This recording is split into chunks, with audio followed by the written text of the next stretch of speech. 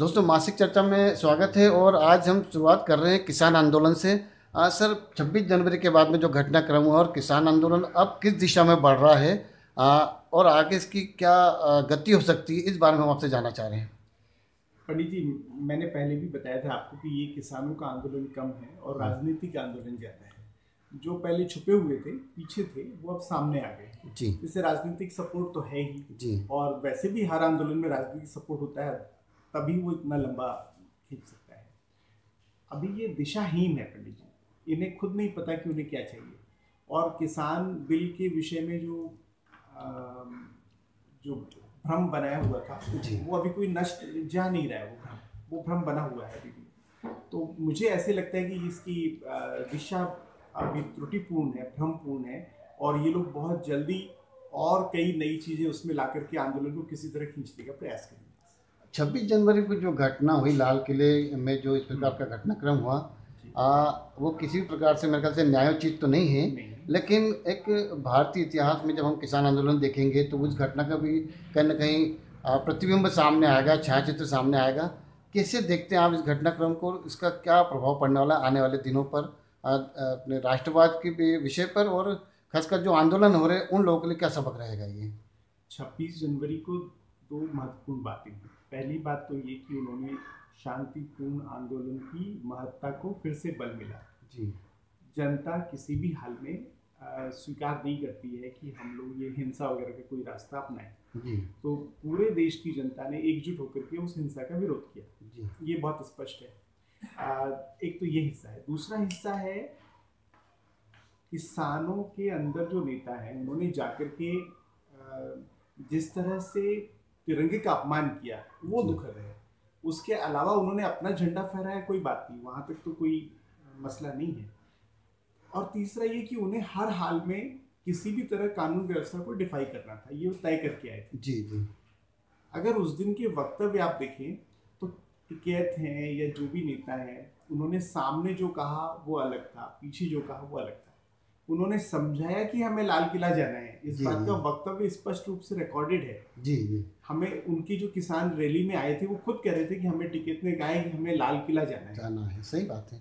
मतलब वो मैंडेट दिया हुआ था और मंतव्य भी उनका यही था। पहले से सब तय किया हुआ था, लेकिन वहां ये बताना चाह रहे हैं कि नहीं नहीं, हमने तो ये, I mean there is something which is not good. ये जी लोग ठीक से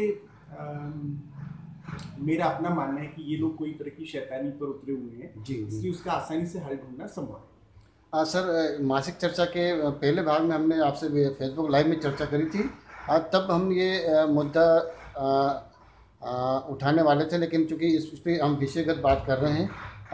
प्रधानमंत्री ने कल बात करी थी मन की बात, तो उन्होंने कहा था मैं बड़ा दुखी हूँ, और सरकार एक कॉल पे बातचीत करने के लिए तैयार है। तो उसका सरकार का क्या मतलब है, इस पे भी हम आपकी जानकारी राय जानना चाहेंगे। दूसरा, आज केंद्रीय बजट आया, तो केंद्रीय बजट में किसानों के लिए क्या कोई प्रावधान ऐसा आया है कि जो इस हड़ताल के लिए या इस जो आंदोलन चल रहा है इसके लिए कुछ मरहम का काम करें?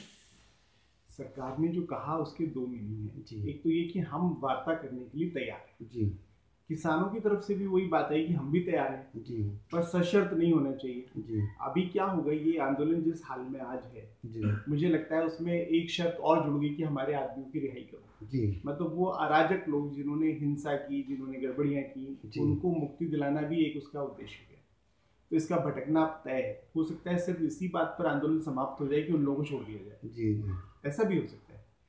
टिकैत ने जो उस दिन जो बात कही थी, जा रहे हैं, कर रहे हैं, और बाद में जो सारा का सारा हुआ, वो सब ऐसे लगता है आंदोलन कहीं और से ड्राइव हो रहा है, ड्राइव कहीं हो रहा है। और से चल रहा है। मतलब इसकी ये तो कठपुतलियों की तरह सामने खड़े हुए हैं, जी जी कहीं और से वो आंदोलन की रिमोट चल रहा है, ऐसे हाँ, लगता है।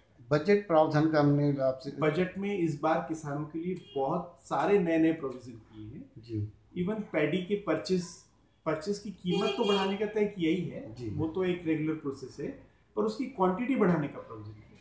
सरकार की सीमा है कि सरकार कितना खरीदे। जी सरकार को बात एमएसपी की जब होती है, जी मान लीजिए हमने 1 लाख टन बनाया, तो सरकार तो खाली 30,000 टन खरीदती है, क्योंकि जी उसे बेचना है अपनी दुकानों के थ्रू, उसके सही लिए बात है, खरीदती है। पीडीए जो तो सिस्टम है। एमएसपी तो वहीं लागू होता है डिस्ट्रीब्यूशन सिस्टम पर, बाकी तो कहीं के लिए वो खरीदती नहीं है। जी जी पर सरकार ने इसके बाद भी अपनी सीमा से आगे जाकर के माल खरीदा।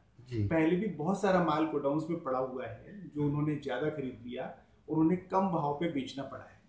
जी अभी बाजरा अपने मध्य प्रदेश ने 20-22 रुपए में खरीदा था और 2 रुपए 3 रुपए में बेचना पड़ा।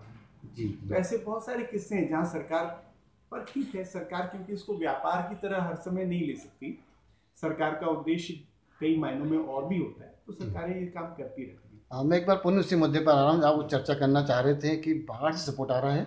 अब पिछले दिनों देखने में आया कि इमरान खान को सिख समुदाय से, सिख समाज से काफ़ी प्रेम हो गया है। कनाडा में काफ़ी कुछ प्रलोभन दिए जा रहे हैं कि आप ऐसा करेंगे तो ऐसा हो जाएगा, और वो बात साबित भी हो रही है। अंतर्राष्ट्रीय जगत से इस प्रकार इस आंदोलन का जुड़ाव क्या आप देख पा रहे हैं? वो देश के लिए कितना नुकसानदायक है, और वो उनकी मंशा क्या है, वो क्या लोग चाहते हैं? पंडित जी, विदेशियों का इसमें कोई दिलचस्पी नहीं होनी चाहिए। जी पहली बात, इमरान हो चाहे जस्टिन हो, जी कनाडा के जो प्रधानमंत्री हैं, कोई भी हो, लेकिन क्योंकि कनाडा में सिख समुदाय बड़ी संख्या में रहता है, जी 26 जनवरी को उन्होंने कई किलोमीटर लंबी रैली निकाली जी जिसमें वही झंडा था जो लाल किले पर फहराया, खाली उसके नीचे खालिस्तान लिखा हुआ था। जी जी मतलब अकाल जिसे हम कहते हैं, वो झंडा लगाया, उसके नीचे खालिस्तान लिख करके दे डिड किलोमीटर लॉन्ग रैली जी ऑन कार्स। खालिस्तान स्पष्ट लिखा हुआ था, इससे साफ लगता है कि वो खालिस्तान का समर्थन करना चाहते हैं। भारत को तोड़ने के लिए कोई भी प्रयास करने में कम से कम पाकिस्तान आगे रहता है। जी पाकिस्तान का इंटरेस्ट है, और भी कई देशों का इंटरेस्ट है कि भारत में इंटरनल समस्याएं बनी रहे, इसी में उनका भला है।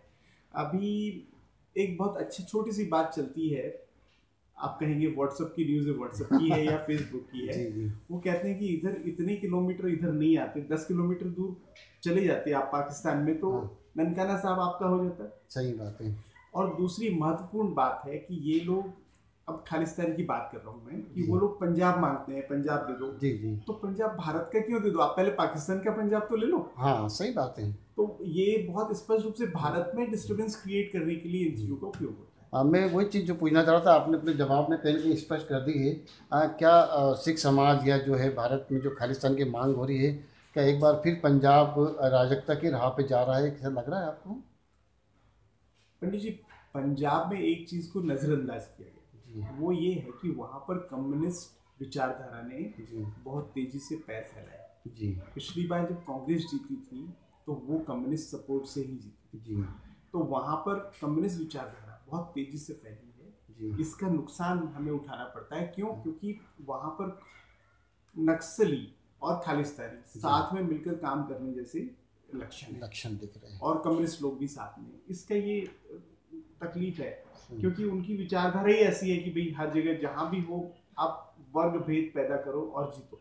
सही बात। तो इससे हमें निपटने की आवश्यकता है। सर, चलते चलते एक अंतर्राष्ट्रीय घटनाक्रम जो आज सुबह हुआ है, म्यांमार में तख्ता पलट हुआ है और आंग सान सू सहित कई सरकार के वरिष्ठ उनको कैद में रखा गया। जैसा सरकार बता रहे हैं कि शायद कुछ सीमित समय के लिए, सेना ने करा है, मतलब एक छोटा सा खरा है। क्या लग रहा है ये अंतर्राष्ट्रीय घटनाक्रम जो है भारत के प्रभाव से कितना लाभदायक है, फायदेमंद है, या ये किस प्रकार का घटनाक्रम है जो आम आदमी हमारा देख पा रहे हैं, दर्शक देख पा रहे हैं, उनको आप क्या बताना चाहेंगे? पंडित जी, अब भारत के हिसाब से क्या है वो कहना मुश्किल है जी, लेकिन इतना तय है कि कहीं भी लोकतांत्रिक संस्थाओं को खतरा नहीं होना चाहिए। लोकतंत्र कहीं का भी हो, बर्मा का हो, भारत का हो, अमेरिका का हो जी, उसको सपोर्ट करना जरूरी है।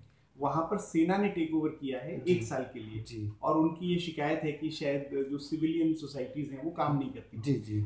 आपको ये भी याद रखना चाहिए कि जो हमारी वहाँ की प्रधानमंत्री थी जी जी, उनको जब से वो सत्ता में आई उसके बाद से की मसलों पर, बहुत महत्वपूर्ण मसलों पर सेना का ही कंट्रोल था जी जी। बहुत सारे मायनों में उन्हें कंट्रोल मिला भी नहीं था जी। तो वहाँ पर लिमिटेड लोकतंत्र था, ऐसे कहना चाहिए। अब उन्होंने उसको पूरी तरह से सेना तंत्र में बदल दिया। क्योंकि हमें मैं आपको बीच में टोक रहा हूँ, कहीं ना कहीं हम जब चीन की तरफ देखते हैं और उस क्षेत्र में उसके प्रभाव को देखते हैं तो एक थोड़ी शंका जगती है, कहीं किसी हर घटनाक्रम में कहीं चीन का मुद्दा आ जाता है। म्यांमार में भी कहीं ऐसा कोई संकेत तो नहीं है कि कुछ ऐसा वहाँ? कहना मुश्किल है पंडित जी, अभी सीमित सूचना के कारण अभी कहना मुश्किल है। पर चाइना की जो नीतियां हैं वो अपने पड़ोसियों के ऊपर किसी भी तरह से प्रसार करने की है, वो जी, जी। जमीन का भी प्रसार करते हैं और अपने विचारों का भी प्रसार नेपाल में हम इस बात को देख पा रहे करते हैं। हैं। नेपाल में हम देख ही रहे हैं। जी, तो इस बारे में शंका होना स्वाभाविक है। तो दोस्तों ये थे मासिक चर्चा में श्री देवेंद्र दुबे जी, जिन्होंने किसान आंदोलन म्यांमार और बहुत सारे मुद्दों पे बात करी। और अब हम इनसे आज्ञा ले रहे हैं, अगले महीने फिर नए विषय के साथ मिलेंगे, तब तक के लिए आज्ञा, नमस्कार। बहुत बहुत धन्यवाद।